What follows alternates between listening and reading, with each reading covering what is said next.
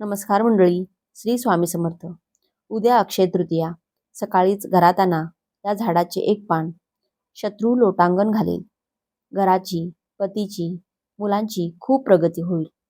अक्षय तृतीया हिंदू धर्मातील 3.5 मुहूर्तांपैकी एक असा स्वयंसिद्ध मुहूर्त, ज्या दिवशी केलेले दान धर्म आणि कर्म कधीच संपत नाही, ते अक्षय राहतं. पण तुम्हाला माहिती आहे का, आपल्या शास्त्रात आणि निसर्गाच्या कुशीत अशी काही गुपिते लपली आहेत, जी केवळ योग्य वेळी उलगडली तर गरिबातल्या गरीब माणसाचे नशीब पलटायला वेळ लागत नाही. अनेकांना वाटतं की अक्षय तृतीया म्हणजे फक्त सोनं खरेदी करणं. पण ज्यांच्याकडे सोनं घ्यायला पैसे नाहीत, त्यांनी काय करायचं? तर त्यासाठीच आपण आजच्या या व्हिडिओमध्ये एका विशिष्ट आणि दैवी वृक्षाबद्दल माहिती पाहणार आहोत, ज्यांचं फक्त एक पान उद्या सकाळी तुम्ही योग्य विधीने घरात आणलं तर तुमच्या पतीची रखडलेली प्रगती, मुलांच्या यशातील अडथळे आणि घराची आर्थिक बरकत यात असा चमत्कार घडेल की तुम्ही स्वतः थक्क व्हाल. इतकंच नाही तर तुमच्या प्रगतीवर जळणारे, तुमच्या घरात कलह निर्माण करणारे शत्रू तुमच्या समोर नतमस्तक होतील. पण ते झाड नेमकं कोणतं आहे? ते पान आणण्याची विशिष्ट वेळ कोणती? आणि सर्वात महत्त्वाचं म्हणजे ते पान आणताना कोणती एक भयानक चूक टाळायची आहे? हे सर्व जाणून घेण्यासाठी हा व्हिडिओ शेवटपर्यंत नक्की पहा, कारण अर्धवट माहिती नेहमीच घातक असते. तसेच चॅनेलवरती नवीन असाल तर सबस्क्राईब करा आणि व्हिडिओला एक लाईक करून कमेंटमध्ये जय महालक्ष्मी असे लिहून आपली माता लक्ष्मीवरची श्रद्धा व्यक्त करा, किंवा ओम नमो भगवते वासुदेवाय नमः असे लिहून भगवान श्रीहरी विष्णूंच्या चरणी नतमस्तक व्हा. तसेच बाजूच्या बेल आयकॉनलाही प्रेस करा, म्हणजे जेव्हा कधी मी व्हिडिओ अपलोड करेन तेव्हा त्याचे नोटिफिकेशन सर्वात आधी तुमच्यापर्यंत पोहोचेल आणि तुम्ही एक पण व्हिडिओ मिस करणार नाही. अक्षय तृतीया हा दिवस केवळ पंचांगातील एक तारीख नाही, तर तो निसर्गाचा आणि ईश्वराचा आपल्याला मिळालेलं एक वरदान आहे. हा दिवस म्हणजे भगवान विष्णूंचे 6वे अवतार भगवान परशुराम यांचा जन्मोत्सव. याच पवित्र दिवशी स्वर्गातून माता गंगेचे पृथ्वीवर आगमन झाले होते, ज्याने सागरपुत्राचा उद्धार केला. पण तुम्हाला माहिती आहे का, या दिवसाला अक्षय का म्हणतात? क्षय म्हणजे संपणे आणि अक्षय म्हणजे ज्याचा कधीही नाश होत नाही. इतकंच काय, महाभारतातील एक प्रसंग ऐका. जेव्हा पांडव वनवासात असताना त्यांच्याकडे पाहुणे आले आणि घरात अन्न नव्हते, तेव्हा भगवान श्रीकृष्णाने द्रौपदीला अक्षय पात्र दिलं होतं. या पात्राचे वैशिष्ट्य असे की जोपर्यंत द्रौपदी त्यातून अन्न बाहेर काढून पाहुण्यांना देत राहील, तोपर्यंत त्यातून अन्न कधीच संपत नसे. याचाच अर्थ असा की उद्याच्या दिवशी ब्रह्मांडातील सकारात्मक ऊर्जा तिच्या सर्वोच्च शिखरावर असते. तुम्ही उद्या जे काही सात्विक कर्म कराल, त्याचे फळ तुम्हाला 1000 पटीने आणि तेही जन्मोजन्मी मिळत राहील. पण आता एक प्रश्न आपल्या सर्वांच्या मनात येतो. आपण तर देवाची भक्ती करतो, रोज देवासमोर दिवा लावतो, प्रार्थना करतो, तरीही आपल्या घरात अडचणी का? आपल्याला वाटतं की आपण रात्रंदिवस कष्ट करतो, मेहनत करतो, पण हवं तसं यश मिळत नाही. कष्ट करूनही व्यवसायात बरकत का येत नाही? हातात पैसा येतो पण तो टिकत का नाही? मुलं हुशार असतात, वर्षभर अभ्यास करतात, पण नेमकं परीक्षेच्या वेळी त्यांना आठवत नाही, किंवा त्यांची एकाग्रता भंग पावते. मित्रांनो, हे सगळं उगाचच होत नाही. यामागे म्हणजेच कोणाची तरी वाईट नजर, आपल्या प्रगतीवर जळणारे लोक जगात कमी नाहीत. शत्रू नेहमी तलवार घेऊन समोर उभा असतो असं नाही. कधी कधी तो गोड बोलून आपल्या घरात येतो आणि त्याची नकारात्मक दृष्टी आपल्या सुखी संसाराला लागते. हीच बॅड एनर्जी आपल्या घराची प्रगतीला खीळ घालते. जेव्हा घरात अशा नकारात्मक शक्तींचा वास वाढतो, तेव्हा कितीही प्रयत्न केले तरी यश हुलकावणी देतं. मग अशा वेळी काय करायचं? मोठी पूजा अर्चा सगळ्यांनाच परवडत नसते. म्हणूनच आपल्या पूर्वजांनी निसर्गातील काही वनस्पतीमध्ये देवांचा अंश शोधला आहे. आज आपण ज्या झाडाच्या पानाबद्दल पाहणार आहोत, ते पान म्हणजे केवळ वनस्पतीचा भाग नाही, तर ते साक्षात भगवान विष्णू आणि माता लक्ष्मीचे रूप आहे. शास्त्र सांगतं की ज्या घराच्या उंबरट्यात हे पान योग्य विधीने प्रवेश करतं, तिथे दारिद्र्य राहू शकत नाही. हे पान घरात आणणं म्हणजे जणू काही तुम्ही प्रत्यक्ष लक्ष्मी मातेलाच आपल्या घरात आमंत्रण देत आहात. हे पान तुमच्या पतीच्या कामातील अडथळे दूर करेल आणि मुलांच्या बुद्धीला एक वेगळीच दिशा देईल. त्या चमत्कारिक दैवी आणि भाग्य बदलणाऱ्या वृक्षाबद्दल, ज्यांचे एक पान उद्या तुमच्या आयुष्यात सुवर्ण काळ घेऊन येणार आहे. निसर्गात अनेक पवित्र वृक्ष आहेत, पण अक्षय तृतीयेच्या दिवशी या मुहूर्तावर ज्या झाडाची शक्ती काही पटीने वाढलेली असते, ते झाड आहे म्हणजे पिंपळ. पिंपळाला आपण वृक्षराज म्हणतो. शास्त्रात असं सांगितलं आहे की पिंपळाच्या पानापानात साक्षात भगवान श्रीहरी विष्णूंचा वास असतो आणि शनिवारी तर तिथे लक्ष्मीमाता स्वतः वास्तव करते. उद्याच्या शुभ दिवशी या झाडाची सेवा करणे म्हणजे साक्षात परमेश्वराची सेवा करण्यासारखं आहे. उद्या सकाळी म्हणजेच अक्षय तृतीयेच्या दिवशी सूर्योदयापासून ते सकाळी 10 वाजेपर्यंतची वेळ सर्वोत्तम आहे. शक्य असल्यास सूर्योदयापूर्वी उठा, स्नान करा आणि स्वच्छ वस्त्र परिधान करा. पण एक महत्त्वाची गोष्ट लक्षात ठेवा. देव असो वा निसर्ग, रिकाम्या हाताने कधीच कोणाकडे जाऊ नये. पिंपळाच्या झाडापाशी जाताना एका तांब्यामध्ये शुद्ध पाणी घ्या आणि त्यात थोडं दूध आणि थोडी खडीसाखर टाका किंवा साधी साखर टाका. हा गोडवा तुमच्या आयुष्यातही गोडवा घेऊन येईल. जेव्हा तुम्ही झाडापाशी पोचाल, तेव्हा सर्वात आधी त्या दिव्य वृक्षाला मनोभावे नमस्कार करा. ते तांब्यातील गोड पाण्याचा वर्ग झाडालाच्या मुळाशी अर्पण करा. त्यानंतर हात जोडून, डोळे मिटून अत्यंत नम्रपणे प्रार्थना करा आणि म्हणा, हे वृक्षराज, आजच्या या अक्षय तृतीयेच्या मुहूर्तावर मी तुमच्या कुटुंबातील एक अंश, एक पवित्र पान माझ्या घरी घेऊन जात आहे. हे देवा, माझ्या पतीच्या मार्गातील अडथळे दूर कर, माझ्या मुलांच्या प्रगतीला आशीर्वाद दे आणि माझ्या घरातील दारिद्र्य मुळासहित नष्ट कर.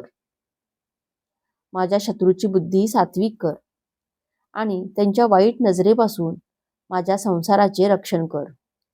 ही प्रार्थना तुमच्या अंतःकरणातून आली पाहिजे, कारण शब्दात नाही तर भावनेत शक्ती असते. आता पान कसं निवडायचं हे नीट समजून घ्या. इथेच अनेक जण चुकतात.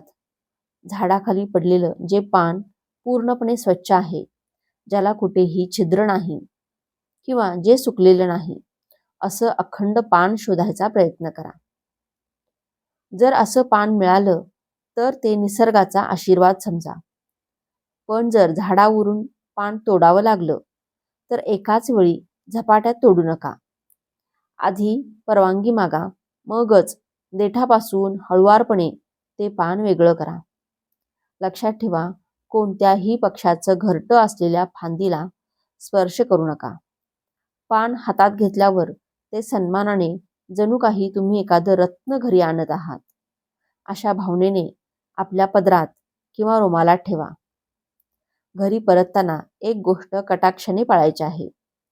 वाटेत कुणाशीही बोलू नका आणि चुकूनही मागे वळून बघू नका.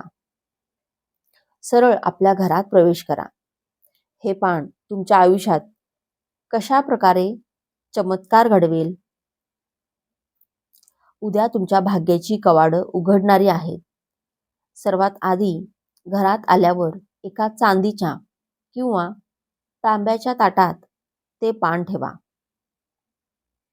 जर तुमच्याकडे गंगाजल असेल तर त्या पानावर गंगाजल शिंपडा. गंगाजल नसेल तर शुद्ध पाण्यात थोडी हळद टाकून त्या पाण्याने पान स्वच्छ धुवून घ्या. पान पुसताना कापसाचा वापर करा, जेणेकरून त्याला कुठेही ओरखडा येणार नाही. हे करताना मनात ओम नमो भगवते वासुदेवाय या मंत्राचा जप चालू ठेवा. या शुद्धीकरणामुळे त्या पानातील नैसर्गिक ऊर्जा सक्रिय होते. आता पानाच्या गुळगुळीत भागावर लक्ष द्या. अनामिकेचा म्हणजेच रिंग फिंगर वापरा. अष्टगंध किंवा ओल्या कुंकवाने पानाच्या मध्यभागी एक स्वस्तिक काढा. स्वस्तिकच्या एका बाजूला तुमच्या पतीचे नाव आणि दुसऱ्या बाजूला तुमच्या मुलाचे नाव लिहा. नाव लिहिताना तुमच्या मनात असा भाव ठेवा की या नावासोबतच त्याची प्रगती सुद्धा या अक्षय मुहूर्तावर कोरली जात आहे. हे नाव लिहिताना तुमच्या पतीच्या नोकरीतील अडथळे आणि मुलांच्या अभ्यासातील भीती दूर व्हावी अशी मनोमन प्रार्थना करा. आता वळूया अशा उपायाकडे जो तुमच्या शत्रूंना शांत करेल. पानाच्या देठापाशी जिथे देठ पानाला जोडलेलं असतं तिथे 7 अखंड काळी मिरी ठेवा. काळी मिरी ही नकारात्मकता शोषून घेण्याचं प्रतीक आहे. ती मिरी तिथे ठेवताना डोळे मिटा आणि त्या व्यक्तीचे किंवा त्या परिस्थितीचे स्मरण करा जे तुम्हाला त्रास देत आहे. मनातल्या मनात ठामपणे म्हणा, तुझी वाईट दृष्टी, तुझा मत्सर माझ्या घरावरून आणि माझ्या माणसांवरून कायमचा हटला आहे. माझ्या घरात एक फक्त सुखाचा प्रवेश होत आहे. तुम्ही पाहाल, जे लोक तुमच्याबद्दल वाईट विचार करत होते त्यांची बुद्धी पलटेल आणि जे स्वतःहून तुमच्याशी सन्मानाने वागू लागतील. आता हे सिद्ध झालेलं पान तुमच्या देवघरात घेऊन जा. जर तुमच्याकडे लक्ष्मी मातेची मूर्ती किंवा फोटो असेल तर त्यांच्या चरणापाशी हे पान लाल कपड्यावर ठेवा. जर तुमच्याकडे अक्षय तृतीयेचा कळशाच्या खाली सुद्धा तुम्ही हे पान ठेवू शकता. उद्या संध्याकाळी म्हणजेच अक्षय तृतीयेच्या प्रदोषकाळी त्या पानासमोर गाईच्या तुपाचा एक दिवा लावा. दिव्याची वात उत्तर दिशेला असावी. त्या दिव्याच्या प्रकाशात त्या पानाची शक्ती संपूर्ण घरात पसरू द्या. तुम्ही स्वतः अनुभवाल की अवघ्या काही दिवसात घरात चिडचिड जे वातावरण होतं ते कमी होईल. पतीला नवीन कामाच्या संधी मिळतील. मुलांची अभ्यासात एकाग्रता वाढेल. तर उपाय आपण पाहिलेच, पण कोणताही शुभमुहूर्त तेव्हाच फळ देतो जेव्हा आपण त्या दिवसाचे नियम पाळतो. अक्षय तृतीयेला काही गोष्टी आवर्जून करावयाच्या असतात तर काही गोष्टी चुकूनही करायच्या नसतात. चला तर मग जाणून घेऊया त्या दिवसाची नियमावली सांगते ऐका. अक्षय तृतीयेला हे आवर्जून करा म्हणजे पवित्र स्नान. उद्या सकाळी लवकर उठून अभंग्य स्नान किंवा शक्य असल्यास पाण्यात थोडं गंगाजल टाकून स्नान करा. यामुळे शरीरातील नकारात्मक ऊर्जा नष्ट होते. दानाचे महत्त्व. या दिवशी दान करणाऱ्याला खूप विशेष महत्त्व आहे. उन्हाळ्याचे दिवस असल्याने गरजूंना मातीचा माठ म्हणजेच पाण्याचा माठ, पंख, छत्री किंवा थंड फळे दान करा. असे म्हणतात की या दिवशी केलेलं दान अक्षय राहतं. पितृतर्पण. अक्षय तृतीयेला आपल्या पितरांचे स्मरण करून त्यांच्या नावाने पाणी किंवा अन्नदान केल्यास घराला त्यांचे आशीर्वाद मिळतात आणि घरातील कटकटी दूर होतात. सोनं किंवा नवीन वस्तू जर शक्य असेल तर सोन्याची खरेदी करा. पण जर बजेट नसेल तर काळजी करू नका. तुम्ही सोन्यासारखेच धने म्हणजेच आणि खडे मीठ जरी विकत आणलं तरी ते सोन्या इतकंच शुभ मानलं जातं.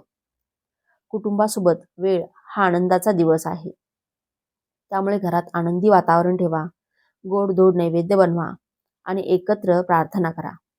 अक्षय तृतीयेला हे चुकूनही करू नका. अक्षय तृतीयेला अक्षय तृतीयेच्या या दिवशी पृथ्वीवर कोणाचेही मन दुखावू नका. हा सर्वात मोठा नियम आहे. उद्याच्या दिवशी कोणाशीही वाद घालू नका, कोणाचा अपमान करू नका किंवा कोणाबद्दलही मनात द्वेष धरू नका. विशेषतः आपल्या घरातील लक्ष्मीचा म्हणजेच स्त्रियांचा आणि ज्येष्ठांचा अपमान करू नका. कर्ज घेऊ नका किंवा देऊ नका. अक्षय तृतीयेला लक्ष्मी स्थिर असावी लागते. या दिवशी कसल्याही प्रकारचे पैसे कोणालाही उधार देऊ नका किंवा कोणाकडूनही कर्ज घेऊ नका. अन्यथा वर्षभर आर्थिक ओढाताण होऊ शकते. घर स्वच्छ ठेवा.